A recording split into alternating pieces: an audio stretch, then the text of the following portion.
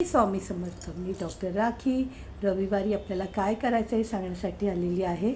कालच मागे गणपती आपण घरी आणले, त्यांची पूजा केली आणि आज ज्यांच्याकडे मूर्ती आली असेल त्यांचं विसर्जन असेल आणि घरातल्यांनी आरती आणि धूप नैवेद्य दाखवून त्यांची स्थापना केली असेल त्यांनासुद्धा तुम्ही प्रणाम करायचा आहे.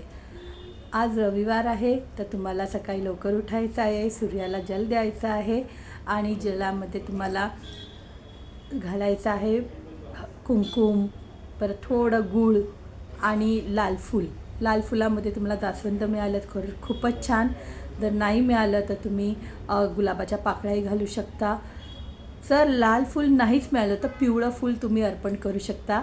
का तर आज आहे वसंत पंचमी. या पंचमीला आपल्याला सरस्वतीला पिवळे फूल अर्पण करायचे असतात, कारण देवीला पिवळी फुलं फार आवडतात, पिवळे वस्त्र आवडतात, पिवळी मिठाई आवडते. तर त्याप्रमाणे तुम्ही आज रविवार असूनसुद्धा पिवळ्या फुलांचं दान करू शकता, पिवळ्या वस्तूंचं दान करू शकता, पिवळी मिठाईचं दान करू शकता. आज आपल्याला वस्त्रसुद्धा पिवळे अर्पण घालायचे आहेत. अशा प्रकारे तुम्ही बसंत पंचमी साजरी करा. सरस्वती मातेला नमन करा. आपल्या मुलाबाळाला सद्बुद्धी येऊ दे, चांगले शिक्षण प्रगती होऊ दे, त्याचप्रमाणे आपल्यालासुद्धा तिथे चांगले लाभ मिळू दे.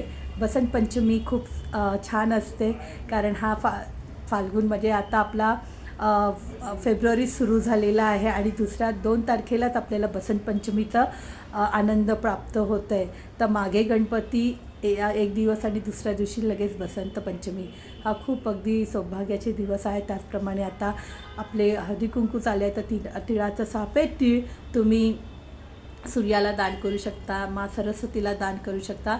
रविवार आहे त्याच्यामुळे सफेद तिळाचं दान फार चांगलं मानलं जातं, तर तुम्ही ते करू शकता.